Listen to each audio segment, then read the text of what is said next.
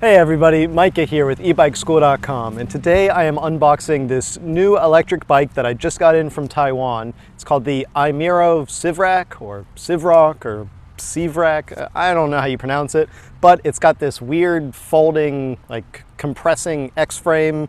I don't know, it's an odd looking e-bike, but I wanted to check it out, so let's get to it.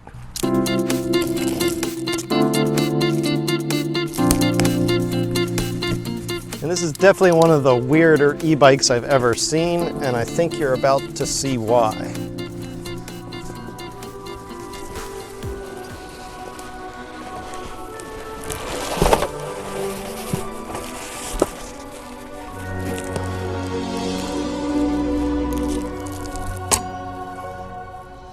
Well, that's different.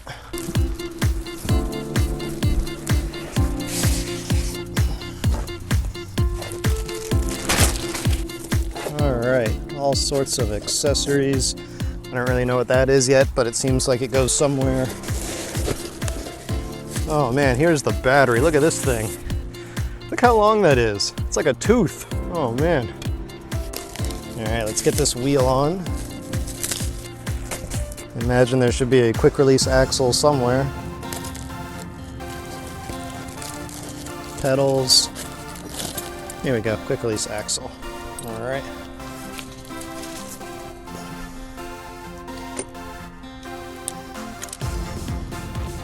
Alright, it's starting to look a little more like a bike.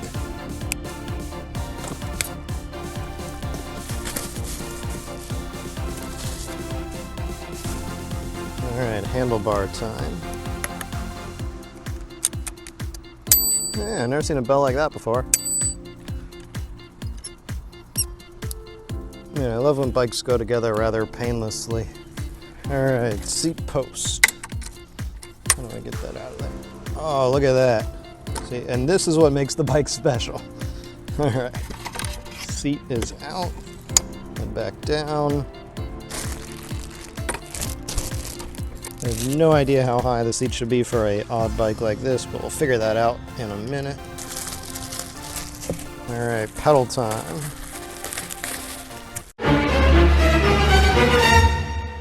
Whew, almost scratched my new bike. Right and left. These pedals, remember, you always screw these towards the front of the bike. That we don't have to remember which one's reverse threaded and which one's standard threaded.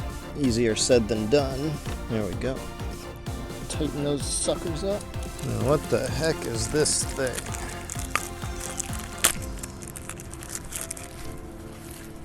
It's got a charging port on it, so it seems like it would do something with the battery. I have no idea what this is. I'll come back to that in a minute. Let's finish getting set up here. Headlight. And I feel like this thing is important for something.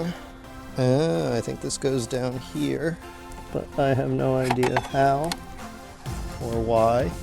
And there's no screw holes. Here's another charging port down here. So what was that other thing for?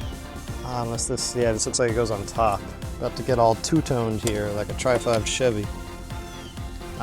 There's already one on here. It gives you the ability to swap your color. I see. If I want red, theoretically I can pull this off. There we go. Now I can make it red. There we go. Ooh, look at that upgrade. That was pretty simple. And just like that, I went from a white bike to a red bike. All right, what else? Battery. Should not have put that seat in so soon. Because now I have a battery to slide in here. Oh, I see what this is. This goes on the end of the battery. So it's a little attachment, and then that gives you a charger plug on the battery. I guess normally you would leave this in the bike since it's so small, but if you wanted to pull this out to charge it, you just stick this guy on and that gives you your charge port back. It's an interesting solution to a charging problem. All right, so seat out, battery in, sliding. It's kind of tight. Probably shouldn't force that.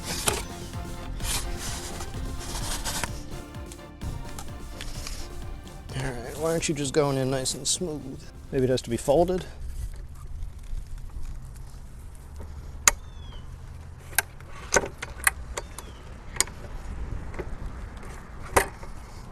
The lock does not stay in the locked position. That's a little annoying.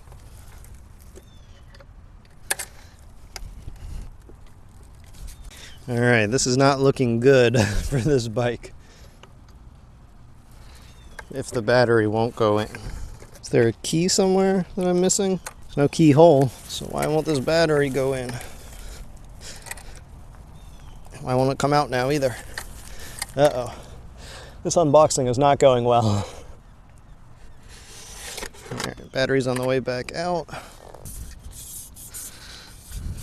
Alright, so we're running into the housing of the battery because I can see it's rubbing on the top here. I'm stopping right there. Let's see if we can try this one more time. Might have to Crisco this battery. Oh. Alright, this is not a good sign if I cannot even get the battery into this bike. You know what? It looks like the frame got bent. Yeah, let me bring you over here. I think I see what's going on here. Alright, you see that right there? Yeah, it looks like the frame got bent in shipping perhaps. And so that battery's not sliding in. Let's see if there's anything I can do to unbend that. What do I have here in the way of tools? Not much. Seat post. Let's see if that was enough. No. Alright, so this is a cool design, but there's still little clearance on this battery. If the frame gets a little bit bent in shipping, you're kind of SOL. Alright, this thing is pretty stiff, and I'm not having any luck bending that back. I might have to get a little more persuasive with this. This is not looking good, guys. Alright, so I think I'm going to wheel this back home and see if I can't find some way to persuade this battery into that frame. If not, this thing might be DOA.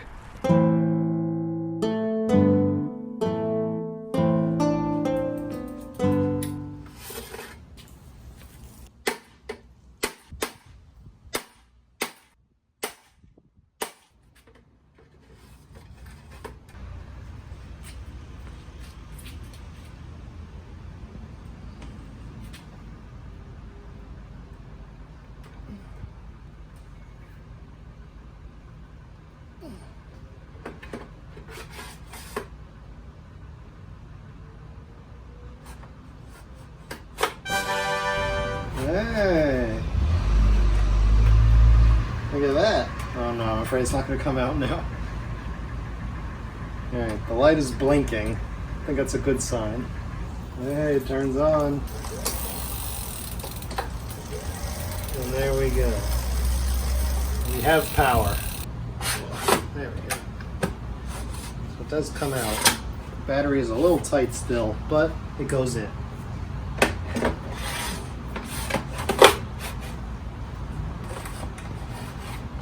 Alright folks, I think we're in business. Now let's give this bike a try.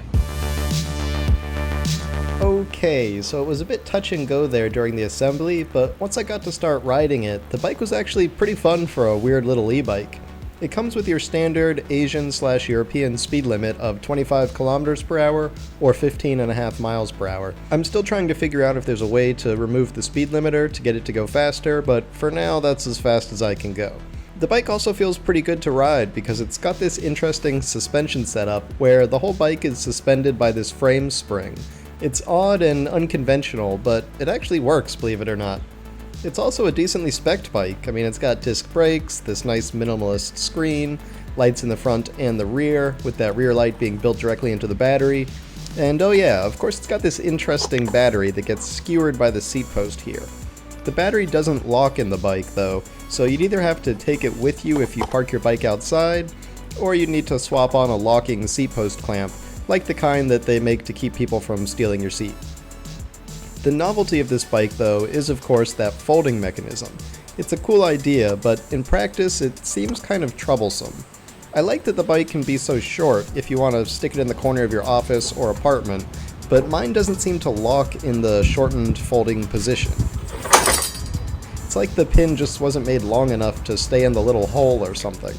That also means it kind of scratches the paint each time it fails to lock when the pin just drags down the frame. Obviously, that's not ideal.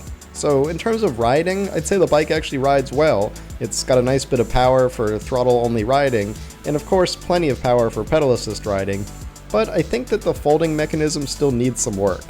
Realistically, I don't see myself folding it that often, maybe just to get it to fit in the backseat of a car or perhaps in the trunk of a decent-sized sedan. But I'm going to keep putting miles on it for now to keep testing the ride quality, and so far I can say I'm pretty happy with how it rides and handles. Alright, so here's the deal. Now after riding this thing, I guess I can say that I think it's a decent e-bike, but it's got a few issues. First of all, I like the innovation. The suspension is kind of nice. The whole thing's springy with this weird spring setup here. I like the folding mechanism when it works. So basically you pull this thing, whole thing slides up and it folds. The problem is this pin doesn't seem to want to lock in here very well. If I hold it, it's great, but if I let go, it slides down and it just scratches the paint the whole way down, and that's obviously not ideal. I think this can be improved a bit to make it work better, and I hope that they work on that because this is a cool concept and I like it, but right now it's just not working great in terms of the folding. Maybe that's because it got banged around in shipping, I don't really know. Of course I had to do a little bit of custom work on the back here to make the battery fit in, so obviously it didn't have a very easy shipping experience. So hopefully that's something related to the pin not working, but in general I like the concept. However, it's not perfect yet, it needs work. Other than that, in terms of an e-bike, I think it's actually pretty decent. You know, for a 36 volt e-bike, it's decently powerful. It's obviously not going to go up huge hills by itself, but you do have a multi-speed transmission, so you can drop into lower gear for that. It's got this nice minimalist display. The whole thing basically has some thought put into it, and it's innovative, it's different, and I like that. It doesn't look like every other e-bike. So my final sort of feelings about the bike are mixed. All right, I think that basically covers it. Last but not least, it is time to announce the winner of the giveaway from my last video, and the randomly selected winner is Earl Brown. So congratulations, just let me know which one of my books you'd like, either DIY Lithium Batteries, DIY Solar Power, the Ultimate Do-It-Yourself E-Bike Guide, or Electric Motorcycles, and let me know where to send it. And anybody else who wants a chance to win one of my books for free, all you have to do is put a comment down below. Hopefully you'll be the randomly selected commenter at the end of my next video. And anybody who wants one of my books but doesn't want to wait that long, you can always find them on Amazon. All right, thanks for watching everybody. I'll see you next time.